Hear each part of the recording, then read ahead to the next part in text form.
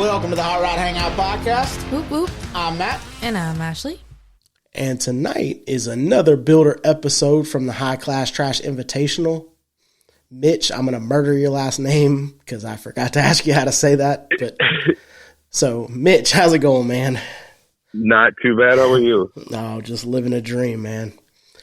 So, what originally got you into the car hobby? Nothing really too crazy. My dad kind of just had like old 70s Fords around. That wasn't, Broncos and Ford pickups. So that was about my really only roots to cars. But when I started, growing up, going to car shows with my buddies and drag races and, mud bogs and just all the other different events around here, then that's when I really started getting into cars. Okay. And are you still more focused? I mean, I know that you're doing the rat rod build off, but are you still more focused on the more off-road side of, classic cars or? No, not necessarily. I like the classic cars.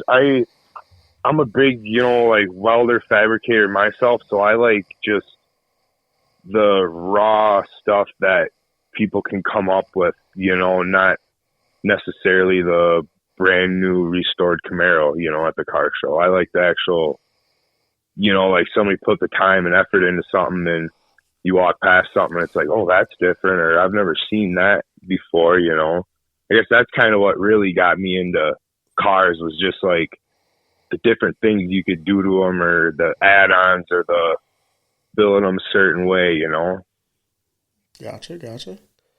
So, we all have that one car that, they got away, whether we sold it or whether we just couldn't make a deal on it.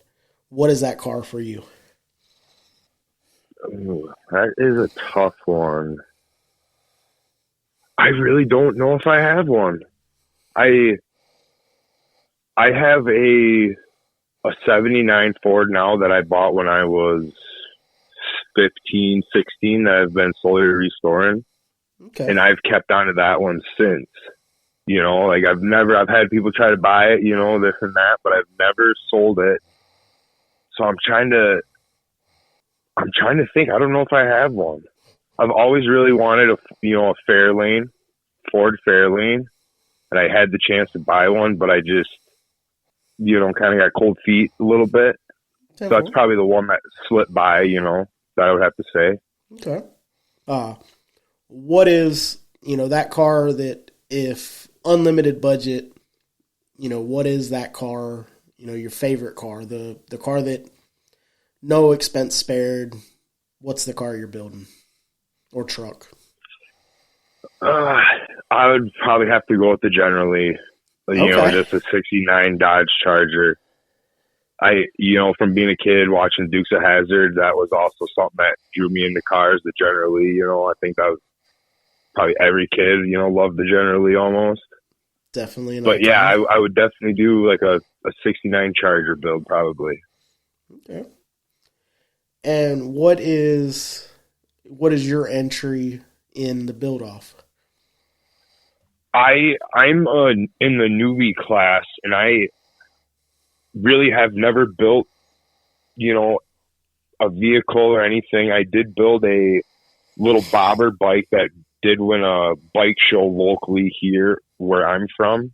Very cool. So other than that, that's really my only roots to building anything. And I seen it getting advertised on Facebook, and I was like, kept tossing around the idea of putting an entry in, or even seeing if I would get accepted, So then it was, I don't know, like 7 days until the deadline.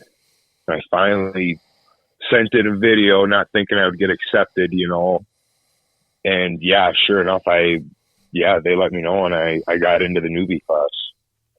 Very cool. And what do you have planned for your build? I started with like a 1929 Nash. It kind of looks like a, Model Model A, you know, Model T, the big 4-door sedan kind of. Okay. And I don't know. I thought about doing, you know, the regular rat rod where the motor's out front, you know, with the grill and stuff like that. But now I'm kind of changing my mind a little bit because I'm going to try to build most of it all myself. Kind of got my frame started with a 4x2 by 1/4 inch steel that I'm going to build the frame out of, and then, you know, pretty much buy little as I can, you know. So is it going to be static, or are you going to try to throw in some air ride, or? I think I'm going to have it static. I think I'm just going to, you know, I kind of want it just low all the time. You know, you pull in and it's just low, static, kind of like that. And everybody seems to do bags, you know. I don't know. And for my first one, I don't want to get too carried away and, I don't know, just bite off more than I could chew type of thing, you know. Oh, and also static, you know, it makes it a little more simpler. Less to go wrong, exactly. less to mess with. Yeah. I got a 460 big block that I'm going to put in it for the motor. Okay. And 4-speed tranny and a Dana 60 rear end. So it should be, yeah. I don't know. That ought to be a handful. Sounds good. Yeah, and like, yeah, there again, that came out of a 70s pickup too. That's kind of, I've had that laying around, you know, since I could drive, that I've just been saving and waiting to do something with, or always planning on building a rat rod or, you know, something like that. So it just kind of worked out perfect. So you had mentioned that, you know, you had the bobber build. What made you want to switch from the motorcycle stuff to throwing your hat in the ring with the rat rod build off? I think it was just like a bigger platform to work with, honestly, you know, or just more areas to express your work in, you know, type of thing, or a bigger canvas. Okay. I always loved rat rods. I mean, it just, the craftsmanship and the little extra decor, you know, and the homemade seats, and yeah, that's just always been cool to me, you know. Very cool. So what, you know, is there something that you're hoping to, you know, I know that we had talked with you having the aluminum welding business and doing stuff like that. Is there something, is there one set of skills that you're trying to showcase on this build? Or is it more just build it to suit yourself and, you know, the journey is the victory? I think, you know, like the journey is the victory, like you said, and just the experience. But I think I'm just, you know, I'm really just going to try to do it all, you know, by hand, you know, just, you know, the front visor, or even the front grill. I might even try to make my own grill, you know, and I just, you know, I'm going to try to do everything by hand and not try to buy anything, or, you know, kind of stuff like that. Make my own door panels and seats if I have to, and, you know, kind of stuff like that is what I'm going to try to really hone in on, I would say. Okay. And with the newbie class, that is, was it $5,000 budget? Yeah, it was a 5,000 with, I think, 1,000 for safety stuff. Yeah. You know, yeah. And, you know, I've said it in most of these episodes with y'all. I was really happy to hear that Jeremiah was giving y'all a longer time frame, because I know on personal builds, the deadline itself sometimes, you know, makes it a little more challenging.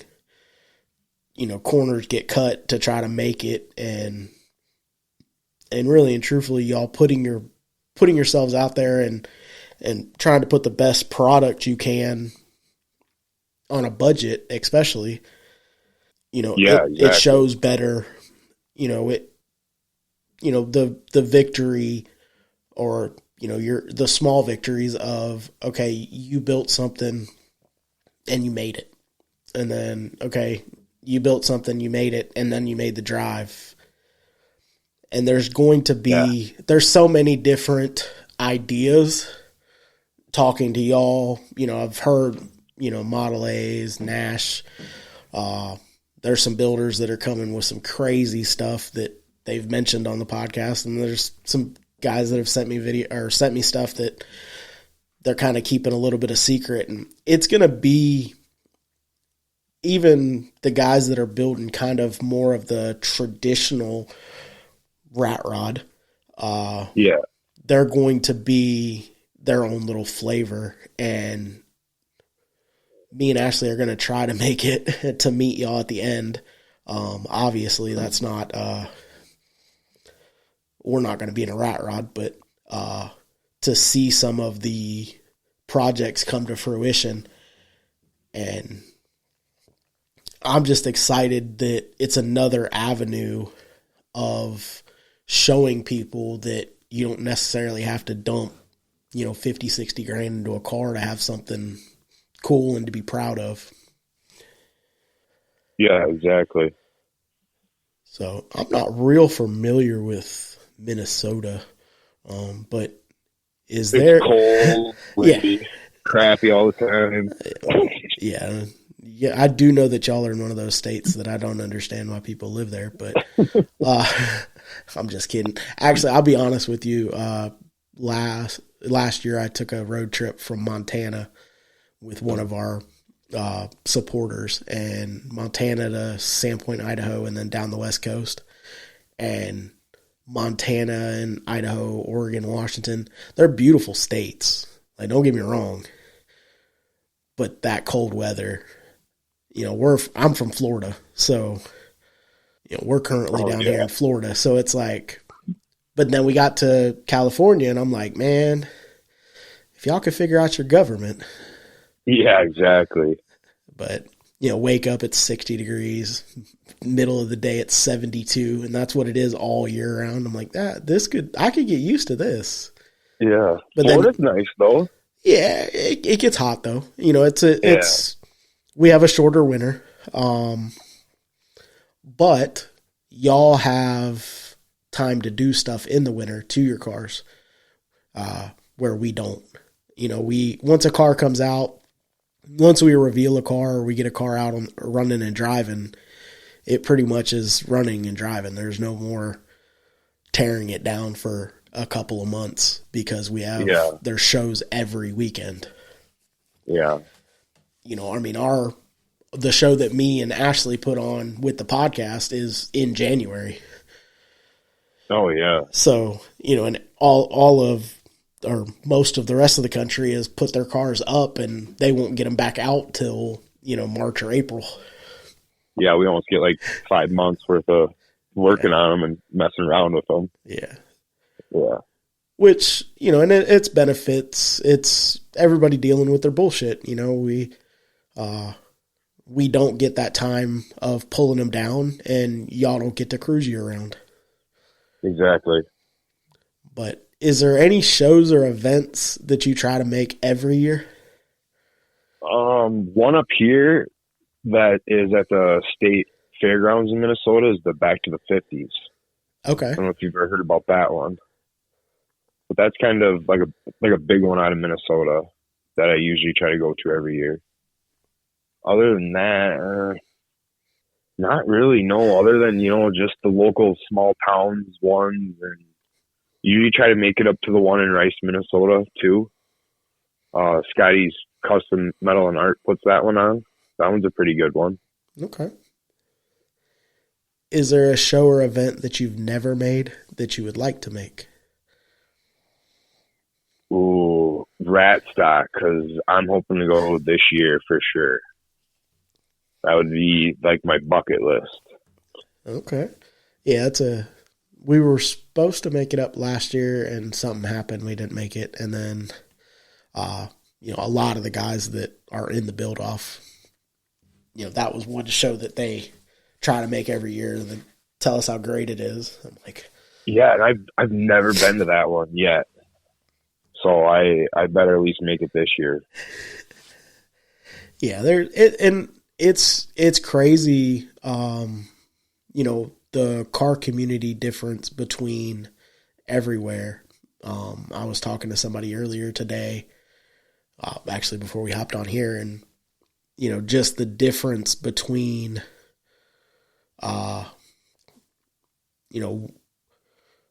people that show up for different types of shows, enjoying their vehicles differently, where some people just want to show up throw out their lawn chairs and get told their cars are pretty. Some people want to go drive them. Some people like a cruise and drive show. A lot of the mini truck shows are like that, where, you park for a little while and then you get in your car and you drive around. Yeah. And just the different ways that people enjoy themselves, and we kind of like to build all our cars where, you could strike out and drive for a little while if you wanted to, Ashley's 54 is actually under the knife right now, getting a small block and an automatic so she can be more comfortable, and Cadillac's up in Georgia getting painted or working on getting painted. Nice. What year's the Cadillac? 62. Oh, nice. So LS swap, air ride. It's getting custom paint, custom roof, shaved, everything shaved. That'll be a nice car. Yeah. It was supposed to get again, that was part of the what I was mentioning earlier with the deadlines. I beat my head against the wall trying to get that car ready for something, and had to kind of eat some humble pie and call the guy up and be like, hey man, I would love to make it, but I can't make it. Time, money, there's just not enough hours in the day sometimes. Yeah. Yeah. When you're, like that deadline thing, they gave us like 16 months or something like that. But, the time span is good, but then, you can also think of it as like you have that much time and then you might push certain things off and then come down to like 5 months away. And now you're starting to rush stuff and cheat stuff where, it could go good or bad type of thing. Yeah. Well, I mean, when I was building the Model A, there was a couple of shows that I was going to take it to before it was done. And it was like, oh, I could do this to make it go. And then it's like, no, because then I have to bring it home and redo that. So now I'm just spending time and money to do stuff that is not the final product. You get to it's good enough and you're like, no, it's not coming out till it's done. Yep. Again, because we don't have that winner. Yeah. Yeah. Being picky is kind of good though. Oh, and I've never, the Cadillac will be the first shiny thing that I've ever had. I've never really been the shiny paint guy. But fortunately or unfortunately, that car was actually originally bought for a build off. It's not happening. But we were going to road trip to West Coast Customs this year. And that would be cool. So we're now, the two other guys that were doing the build off, the one guy, absolutely, he's the guy that invited us, again, Ken Sainer, Bad Idea Customs. Thank you so much for that experience. But he just when we got back from that trip, we took his 55 Crown Vic and his 50 Woody Wagon. And, when he got back, it was like, I don't even want to look at cars. And, the other person, shout out Brian Thompson with the Hometown Hot Rodder. He bought something and it was going to be, it was supposed to be the car that he was going to build. And then I had the Model A and I was going to build the Model A for a custom show, which was silly. But, and once he got into his car, he realized, it wasn't a year build. And, he owns a shop, so he wanted to put his best foot forward. So he's like, I'm not gonna make it with this car. And I was like, cool. And then my wife pointed out, like, hey, it's 14 days in a car that like shoots flames and it's chopped and channeled and, metal bucket seats. And I was like, yeah. And she's like, what are we going to do for merch? And I'm like, I don't know. I'll ship it out there. What are we going to do for luggage? And I'm like, that's a good question. And I've been looking for a Cadillac for, 60s Cadillac has always been like my 5-10 year car. Oh yeah. So, but it's been my 5-10 year car for about 25 years now. And I got the opportunity to pick this one up. It was a stalled project. The LS was sitting in it, not mounted, but LS was sitting in it. And it was already, air ride or 90% air ride. And I got a chance to take over the project, and I went and picked it up from a guy, and he's happy. He's seen progress pictures of the car, and he's happy that it went to somebody that's actually doing something with the car. So, but 2027, me and at least the guy that's painting my car, Psycho Simmons, out of Adel, Georgia. At least the two of us will be road tripping to the West Coast Customs National Show. So 6,000 mile round trip. So, okay. But hopefully that'll be a good time though. Yeah, it was. And so the 10-day trip was, I flew to Montana, and then we took, like I said, Ken's 55 Crown Vic, and then his 50 Woody Wagon, a 46 Chevrolet, and a 50s F100 that was chassis swapped onto a new Tahoe, or newer Tahoe. And then we all pulled vintage campers. So we camped every night. Nice. And it was a great time. And a lot of it was, I don't know if you've ever experienced West Coast shows, but they know how to car show. They know how to car culture. And it's normal. Like that was what blew my mind, is like, there's probably, I don't know, 500 or 600 cars of the coolest cars I've ever seen in my entire life.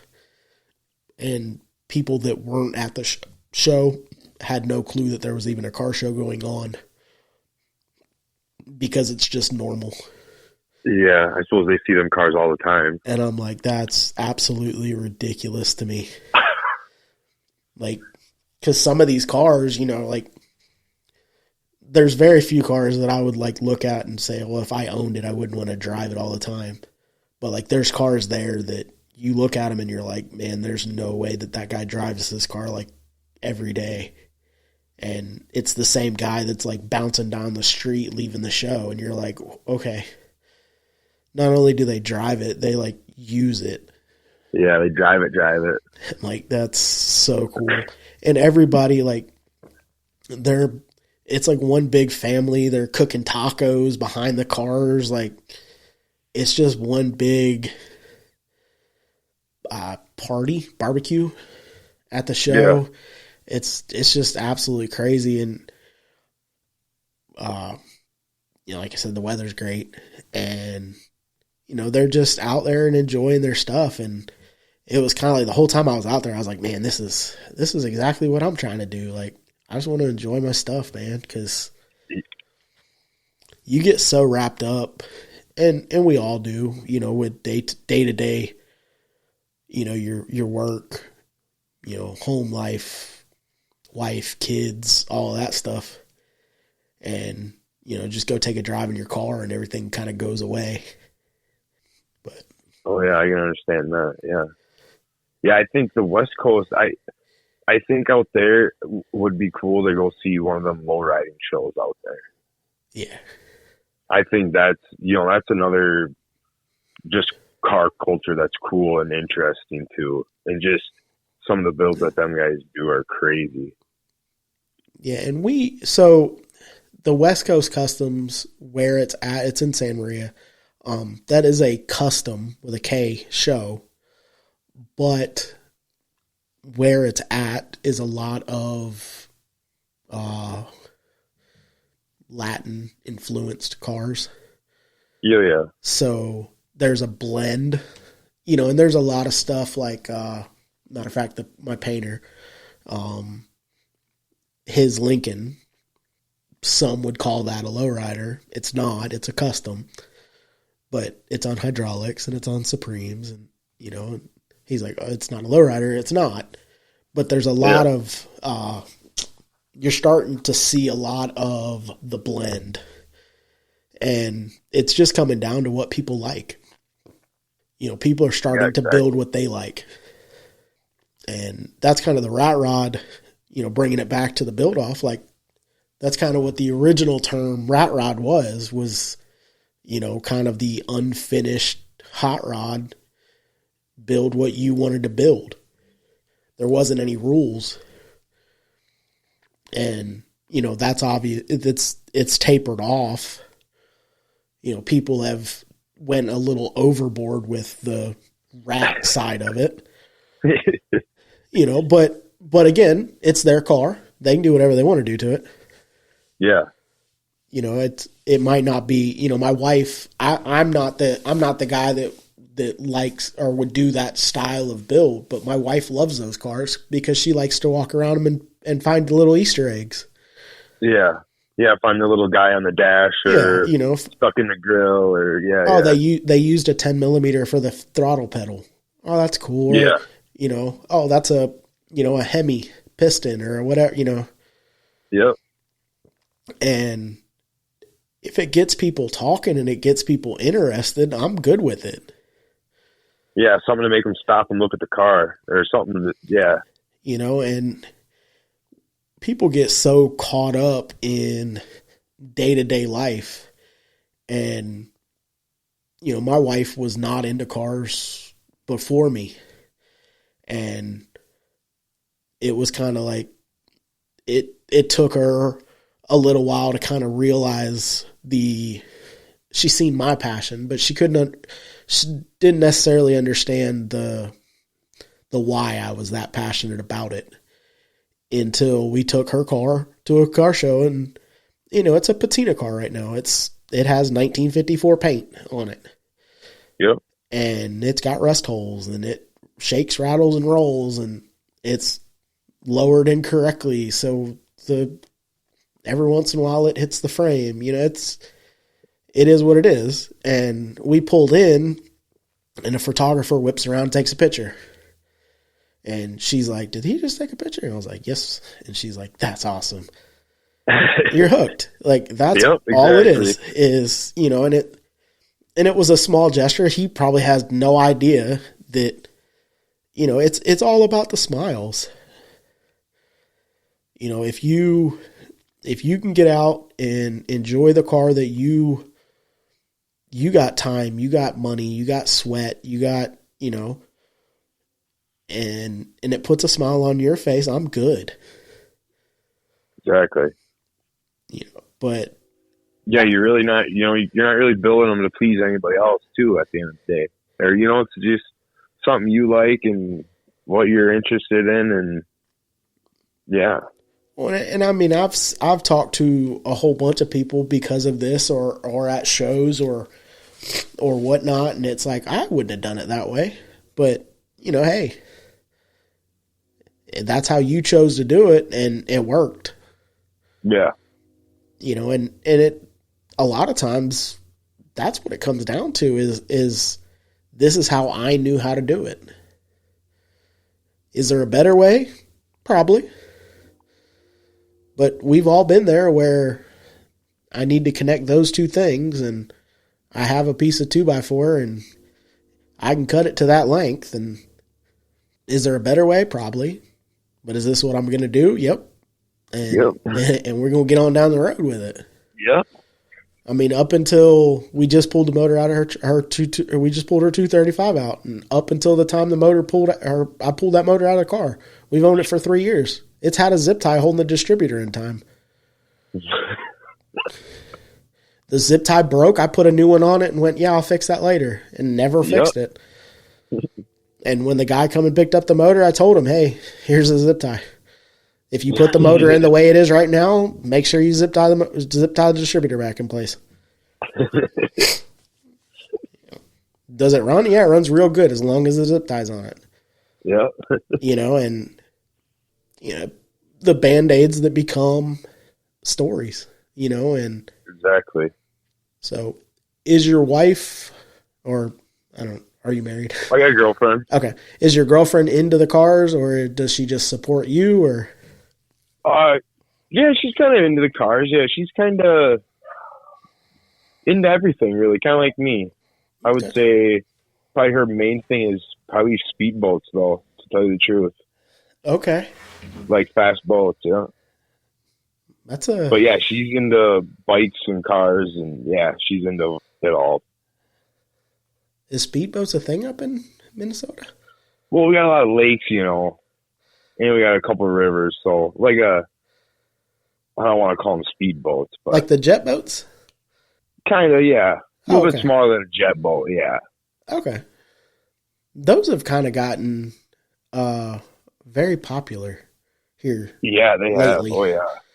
Oh, yeah. We got, like the big Mississippi River up here. So there's boats ripping up and down the river all summer long. Yeah, because, Cletus and them obviously got into the jet boats and stuff. And then. Them little short aluminum ones that they're jumping logs with, right? And then Ken Sainer, bad idea. His brother is actually RS Racecraft, so their boats actually came from him. I didn't know that. Oh, wow.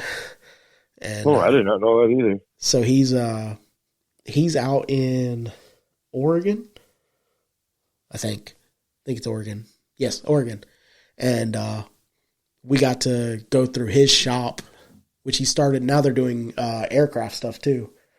But we got to go through his shop and see some of the wiring and the building and the stuff of that. And I was like, that's absolutely crazy. Yeah. But the performance that they're getting out of, that's the small block versus LS debate. The performance that they're getting out of these little 1,000cc fuel injected, turbos, and it's like, that's absolutely nuts. Yeah, right. Yeah, me and my buddy were just talking about, like back in high school, he had a 5.3, Chevy gas pickup and hated it back then, really didn't know anything about it. Well, now that, we're kind of growing up and older, well, you could have slapped a turbo on it and made a bunch of horsepower with it. Yeah. And, just never knew what you had. It was just some dumb Chevy pickup that you hated and wanted something faster. And it's just crazy. Well, and there's so much stuff that, and it's funny that we all mess with old stuff, but there's so much stuff of the newer technology that come out, like, the LS motors, the Coyote motors. Oh, yeah. Stock block stuff. And, I've had this conversation numerous times. Like, I graduated after the LS motor had come out, but I was still the old school small block because that was what, my dad had. That's what we raced. That's what we all used. So my C10 had a small block Chevy in it. And it was stout, but not like a mildly built LS motor is now. Yeah. And it's like 1 horsepower per cubic inch used to be amazing. And now it's like, it's easy to get 600, 700, 800 horse out of a motor and not even really stress it. Yeah. So I support LS motors as long as there's a hood around it. Yep. Yeah. People, you're putting an LS in your Cadillac. You're right. That Joker's got a 4L60 in overdrive too. Yeah. So I'm going to be able to go float down the interstate at 80 mile an hour. I'm sorry. And I'm going to get good fuel mileage. Yeah. Whereas the motor that's going in her car was originally built for my Model A. I was hoping to get 8 miles a gallon out of it. Yeah. It's like, but there was 2 different missions. Yeah. Yeah. I don't think with putting this 460 in mine, I don't even want to know what I'm going to get for mileage. Nah, smiles, man. You just list it off by smiles per gallon. Yeah, exactly. We don't worry about miles per gallon at that point. Yeah. Well, yeah, and I kind of went with the 460 because it's just a oddball motor. It's not, a Chevy 350 like most rat rods are, or a diesel motor or something like that, So I was just kind of thinking of putting something different in it. Yeah, and I mean, and it's also the type of car. I was talking to somebody the other day, and my wife, she does all the photography for the podcast, and like if we go to a show, any of the pictures, that's her. And we were talking. There was a little pop-up cruise in at a Mexican restaurant, and I was like, yeah, we'll just go up there and support it, support local stuff. And we're standing there, and her and Scotto, he does photos for custom mics, and we're all like, he's like, man, he's like, the one thing that I want to get rid of is, why do these people all put these why does everybody got to pop their hoods? And Ashley's like, man, that's exactly it. Like, if there's a car with a hood open, I try to take a picture of it, but if a hood's down, and I'm like, you spent all this money and all the time to get everything lined up, and then you lift your hood up, and it just looks like a phallic object. Yeah. And, somebody had asked him, like, hey, why didn't you take any pictures of my car? And he was like, was your hood open? Yeah. Put your hood down. Yeah. I spent all this money on. He said, I don't care. It's a custom show. Ain't nobody care about your motor. Yeah. It drove here. That's all that matters. Yeah, and some cars, like the hood, it takes away the look of the car almost. If you're looking at it, it's. Well, even like Psycho's Lincoln, it's got louvers in the hood. So you lift the hood, and now there's sunlight coming through the hood. But when it's down, when it's down, it looks like it actually was like meant to be that way. Yeah. And just, the lines, you, especially like on a custom with a K, where maybe you've lowered the front end of the hood, or you've shortened the grill up a little bit, or you've, my Cadillac, I shaved all of the trim. All the body trim is shaved. So I no longer have that ridge that runs along the fender. Well, so with the hood down, now it looks like it's one continuous radius. Oh, nice. Now you lift the hood open, and now you're like, oh, now you can't see it. Yeah. Yeah, I bet that looks nice. I just got to get back up there and get back working on it. Yeah. Because it's in Georgia. So, but it's, he's got jokes. I don't think I've talked about it on the podcast, but we left. As far as anyone knows, is the color of the car is going to be white, and he's going to go crazy on the roof. But, that may change. Your whole car white? That may change. Okay. I like that, though. So, but he can tint the primer whatever color he wants. So I went up there, spent a week, and I got the hood, the roof, and the trunk done so we could figure out what pieces we're going to need filled and stuff like that, because we knew we were going to find stuff under the paint. And I left. He had just epoxied over it to seal it. Well, I left. He sends me a picture, and he's like, hey, man, I just shot some primer to protect it a little bit better. What do you think? And it's pink. And I'm like, great. Thanks, man. And he's like, yeah. So every time he paints it, he's going to do a different color. So the internet will never know what color it's going to be until it's done. That's a good idea. You got to keep them guessing. But, yeah, and, and then I've realized that, you don't take it so seriously. That car had a deadline. I messed up in trying to rush to get it drivable for our show. Ended up having to give up the night before the show that it wasn't going to make it. And it was my fault. When I stuck, so it had, it's a truck motor. So it has the trans pan that has the dip in it. And because of the car sitting on the ground, I put a shallow, like Camaro pan under it. And the filter, when I stuck the filter in, I said out loud verbally that I didn't like how it went in. But it stayed. So I put the pan on, put it in the car, fire the car up, car runs, put it into gear, it doesn't go into gear. Well, somewhere between me putting the pan up and putting it in the car, the filter had dropped. So it was just sucking air. So, and now runs and drives. But it is what it is. But that was me trying to rush to try to have at least one of our cars at the show, because her car was showing its ass, and it's been completely reliable up until this point, and it stopped wanting to run. And then Cadillac goes up, so now I have an open bay. I'm like, all right, we'll pull your car on the concrete, and we'll start pulling the motor out of it.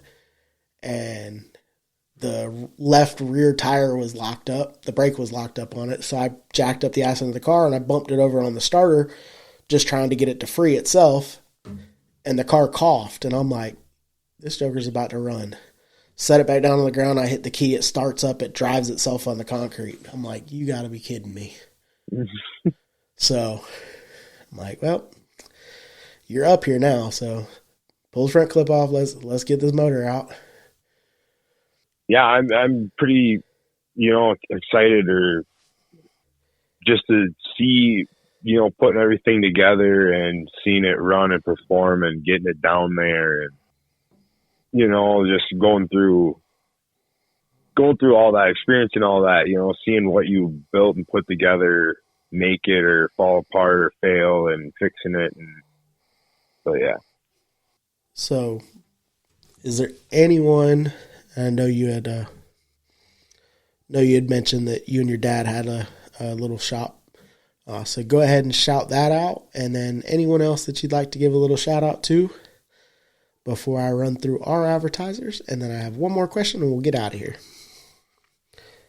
Yeah, just to the training works. My dad and my business, we do trailer repair, aluminum welding, and honestly, if it weren't for him just kind of teaching me at a young age, welding and working, probably wouldn't even be where I am today. So I'm thankful that he always had that for me to learn in.